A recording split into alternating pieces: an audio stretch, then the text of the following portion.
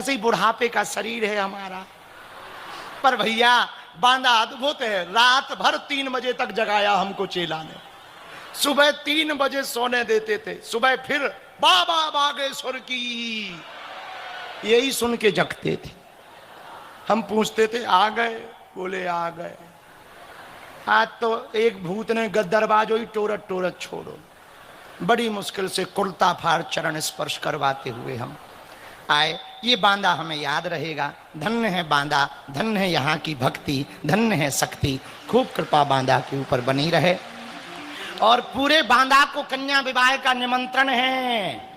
बागेश्वर धाम कौन कौन आएगा? कितनी तारीख को आना है? जोर से बोलो, जोर से बोलो। कितनी तारीख को? 15 तारीख को 300 बेटियों का कन्या विवाह है। पूरे देश भर के संत आ रहे भैया। कम से कम 100 आदिवासी बेटियों का विवाह है। हर साल हनुमान जी करवाते हैं, हिंदू ही मिलकर करवाते हैं, ताकि बेटियां बोझ ना बने। और मंदिरों से एक संदेशा पूरे भारत में जाए कि मंदिरों की, हिंदुओं की चढ़ोतरी से हिंदुओं की बेटियों का घर बसाया जाए। और इस साल 300 बेटियां हैं, उनको पूरा सामान दे रहे। आज लगभग 100 तो आदिवासी बेटियां हैं जिनके माता पिता नहीं। भैया उनके माता पिता नहीं है, पर हम ही लोग बनकर जाएंगे। और हमने इस साल कह दिया अपने चेलों से कि 3 दिन का कन्या विवाह करो, 13 का, 14 का, 15 का। 13 को मंडप और हल्दी करो, 14 को संगीत और मेहंदी करो। गरीबों की बेटियों को भी तो अपना विवाह बढ़िया से कराने का अधिकार है। और 15 को बढ़िया कन्यादान। और हमने सब सामान खरीद लिया। फिर से हमने नहीं खरीदा, तुम लोगों ने हमें दान दिया, हमने खरीद लिया। हमने कौन अपने कक्का का, हमें हमारी औकात क्या थी? भीख मांग के हमने 12 साल गुजारे। तो जो तुम लोग देते, यही आए नगर से, हमने इनसे ही कहा कि तुमको भी देना है। तो बेटियों को double bed, sofa, LED TV, mixie, cooler, पंखा, सोने की नाक की कील, पायल, बिछिया, बाल मुकुंद जी, रामचरितमानस, किचन सेट, गैस, चूल्हा, सिलेंडर, बेटी के पूरे कपड़े, दामाद के पूरे कपड़े, टोपी। और हर बिटिया को मुसीबत के लिए 30-30 हजार की FD, 30 हजार की FD। और सिलाई मशीन भी है। लेकिन ये सब हम नहीं दे रहे ना, हमको तुम परमार्थी समझना। भगवान करवा रहे हैं, हिंदू हमें चढ़ोतरी देते हैं। हम उससे मकान या मंदिर नहीं बनाते, बेटियों का घर बसवाते हैं। 100 की सीधी बात। पर हिंदुओं को भी भगवान दे रहे। तुम भी अपने आप को ज्यादा परमार्थी मत समझ लेना। हो कि तुम सोचो कि हम बहुत बड़े परमार्थ। अच्छा एक बात बताओ, सुबह सुबह फ्रेश होने जाना पड़ता कि नहीं? बोलो। अब तो वो बन गई लेटरिन बाथरूम। पहले 3 एकड़ में जाना पड़ता था, खुले में। सुबह सुबह जाते थे कि नहीं? बोलो, जाते थे। अच्छा जब जाते थे तो गांव भर के सुअर खाने आते थे, आते थे कि नहीं? अच्छा सुअर खाने आते थे तो क्या वो परोपकार है? क्या वो परोपकार है? बोलिए, क्या वो परोपकार है? ना ना ना ना। आप अपनी टंकी खाली कर रहे, वे भर रहे। आप अपनी टंकी खाली कर रहे, वे भर रहे। उसका सिद्धांत है, उसकी नैतिक है, प्राकृतिक है वो तो। अच्छा तुम लोग इसमें बुरा ना मानना, मुंह से कोना के गुरुजी कैसी विचित्र विचित्र बातें। नेचुरल है वो तो, सबको है, सबको नेचुरल प्रॉब्लम है ये तो, सबको है। और इसके बिना तो आदमी, अगर नेचुरल प्रॉब्लम ये चालू ना रहे तो बिल्कुल ही चालू हो जाए। आओ आओ, ये तो नेचुरल। तो जाते हो, पूरे गांव भर के सुअर आते हैं, वे पाते। ये परोपकार थोड़ी है, परोपकार थोड़ी है, प्राकृतिक सिद्धांत है। उसी प्रकार हम भी कोई परोपकार थोड़ी कर रहे हैं। हिंदू हमें देता है, हम हिंदुओं का घर बसा देते हैं, हिंदुओं को भगवान देता है। सीधा सा है।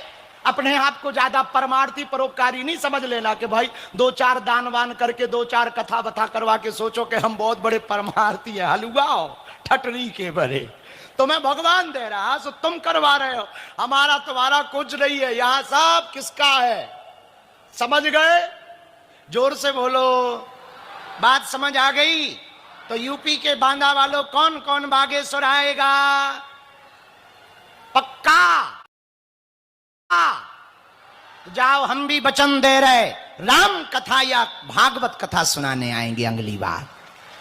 अभी तो हमारी हनुमान चालीसा पे चल रही आ गई की कथा। राजस्थान के मंत्री हमारे प्रिय श्री मदन दिलावर जी हैं। 23, 24 और 25 तारीख को हम रामगंज मंडी कोटा में कथा सुनाने यहीं से निकलेंगे, वहां पर कथा सुनाएंगे।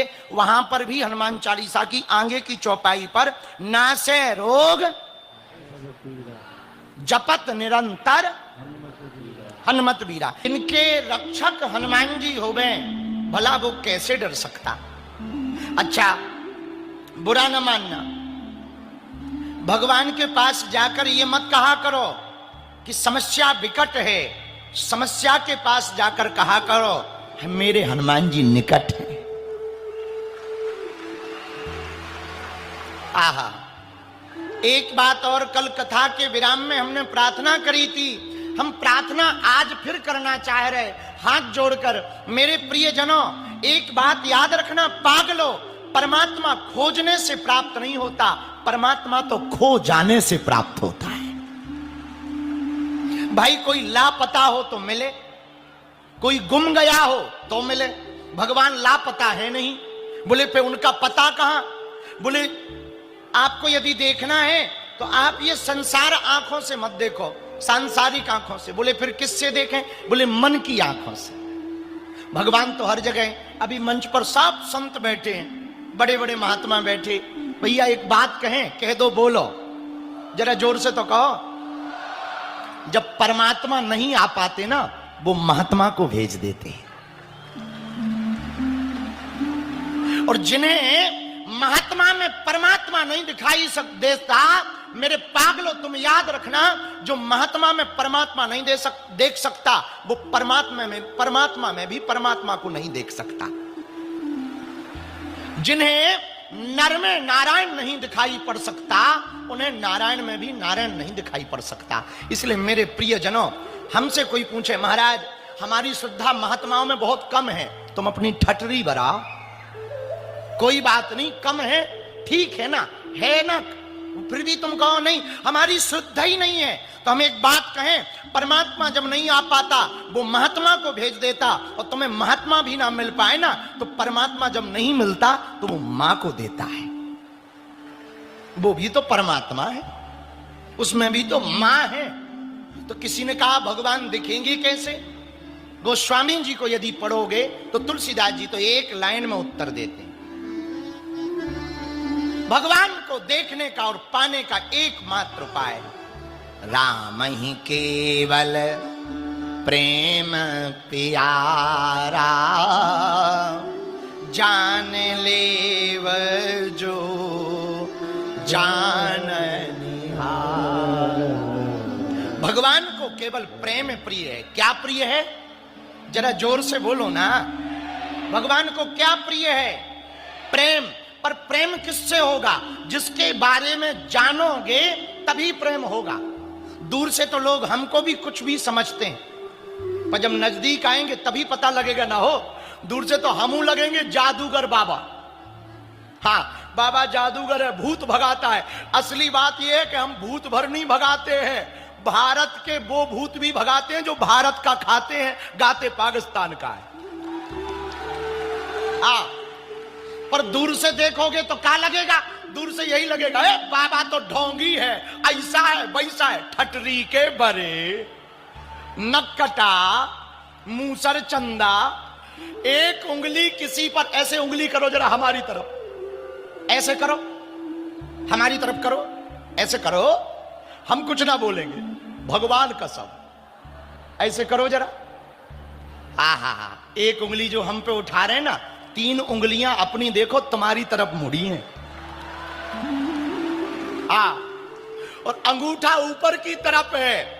बुरा जो देखन में चला, बुरा न दिखिया कोई, जो मन खोजो आपनो से बुरा। भैया मुझसे बुरा भला कौन होगा? हाँ तो मेरे पागलो विषय से भटक। जय श्री राम, जय बागेश्वर धाम, बागेश्वर धाम की जय। ईब के साल धाम पर 300 कन्याओं की शादी होगी। जैसे कि पिछले साल जो है 251 कन्याओं की शादी थी, और उससे पहले जो है 121 कन्याओं की शादी थी, और उसके पहले 108 कन्याओं की शादी थी, और उसके पहले जो 51 कन्याओं की शादी थी, उससे पहले 21 कन्याओं की शादी थी। तो ऐसे ईब के साल महाराज श्री ने 300 कन्या की शादी की जो है विचार किया है, और सभी कन्याओं का जो है कन्यादान का सामान भी आ चुका है, महाराज श्री ने बताया। और सभी प्रकार की सामग्री महाराज जी देते हैं। कन्या के लिए सभी जो जरूरत का सामान होता है, महाराज श्री ने एक सामान का नाम गिनाया है। और सीने की मशीन भी, और 30,000 की एफडी भी कन्याओं के जो मुश्किल समय के लिए महाराज जी दे रहे हैं। ज़रूरत के समय के लिए 30,000 की एफडी हर कन्या को देंगे, और गृहस्थी का सभी सामान। तो जो है धाम पर बड़ी चहल पहल हो रही है, और जो है शिवरात्रि को महाराज श्री जो कन्याओं की शादी करते हैं, और उस समय बहुत ही ज़्यादा संख्या भीड़ की हो जाएगी धाम पर। अब तो कुछ कम है, तो आप भी जाइए और जो है आनंद उठाइए। और महाराज जी की वाणी तो आपने सुनी ही है। जय सिया राम, जय बागेश्वर धाम।